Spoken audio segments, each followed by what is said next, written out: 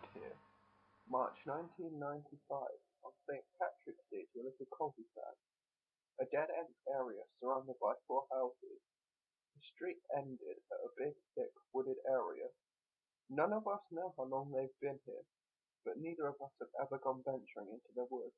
We would only stand at the entrance and see how far we could see, but at night we would only gaze from afar on the driveway. The woods were dark at night, so we would never see anything in the darkness. Late at night, around midnight, I would listen to the soothing sounds outside my window, and would usually turn out the lights in my room and gaze out the window to stare at the woods, seeing nothing at all. However, I would sometimes hear the howling of wolves and other things, while also hearing what I believed to be yelling out there, but I was never curious enough to check out my window. I just sat next to it and listened at the desk. As for me, I didn't like the dark. Not that I was afraid of the dark or anything. I just liked to listen to soothing music at night, with an acceptable volume, of course. The music drowned out the cries and howls of woodland creatures. However, the voices I'd hear could still be heard over the music either way. But as curious as I was, it wasn't enough to make me want to go into the woods anyway, and I was probably the only one who'd really heard these sounds. But it did make me wonder though.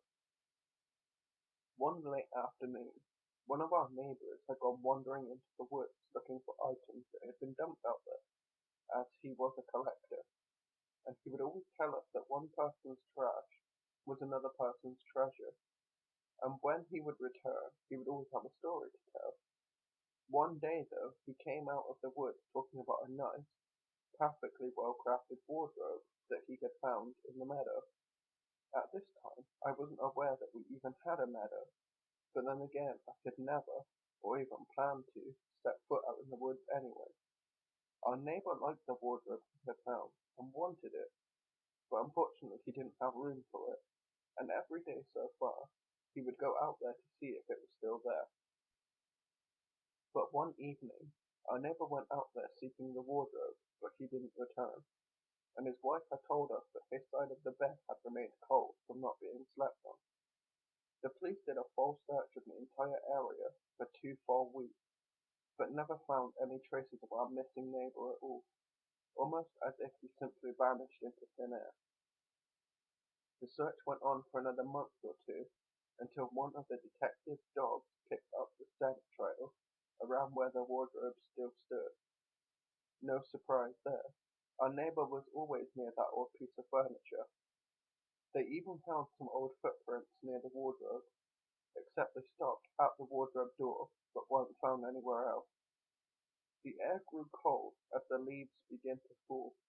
I gazed out of my window as grey clouds covered the sky. Winter was coming, and the weatherman had said that it was going to snow.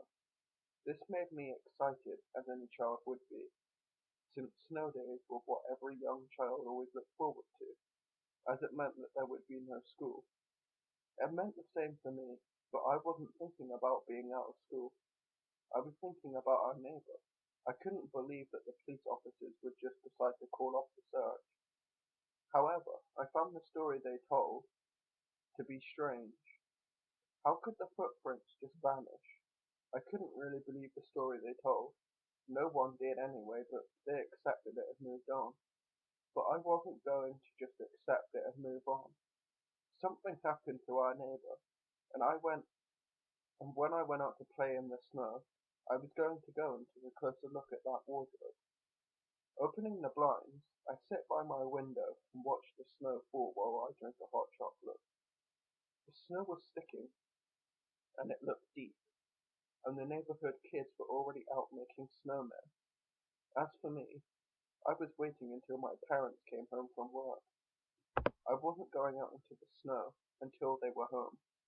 I just felt better about being outside in the snow knowing they were there, especially since I still had plans to go and check out that wardrobe that was out in the woods. Around 5, my parents arrived home from work, so I grabbed my coat and went out to greet them. A minute later, my dad records me with a video camera for a few minutes, as the batteries were low. They allowed me to continue playing in the snow, while they were inside getting the fire going and cooked dinner. I realized now that this was my chance to head towards the woods. This would be the first time I'd ever set foot in them since I'd moved here, so I was sure to leave a pile of sticks and rocks as markers, so that I could find my way back. The woods looked more inviting than before, with the ice hanging from the branches, and the snow glittering like diamonds on the forest floor, and I got chills as I continued further. Eventually, I finally discovered the wardrobe, and I got more chills as I got a closer look. There were strange carvings on the wardrobe, with mythical creatures, and some kind of large cat, which looked like somebody had been carving over it. My neighbor, perhaps? Reaching out, I grabbed hold of the doorknob with shaky fingers. I did not know why I felt nervous. It was just a wardrobe, right?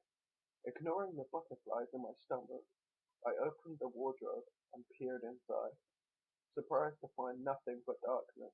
It was strange. I thought there was I thought there was the interior was in the wardrobe. There is nothing inside, nothing but a dark void. I feel I should turn back, but at the same time I want to know what happened to my neighbor, so I step into the darker bits of the wardrobe's interior. Oddly enough, I stepped out into what looks like to be another wooded area, except now. Snow appeared to be just covering the ground, and turning to glance back inside the wardrobe, I could see the area I had just come from, still covered in snow. It was then I figured out what had happened. I somehow have entered another realm through the wardrobe, and maybe our neighbor did too. I feel as if I should be excited about this, but I wasn't for some strange reason. Continuing on my journey, I soon came across what looked like some sort of lamppost and decided to get a closer look. Studying it more, I realized that it was actually rooted into the ground.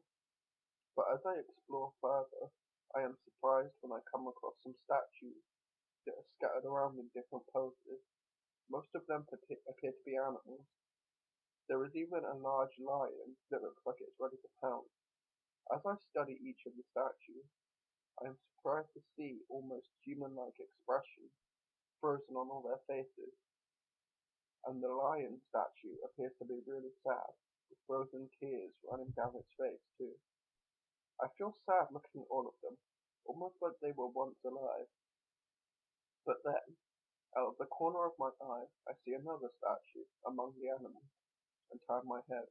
At this moment, I feel horrified when I recognize the frozen monument.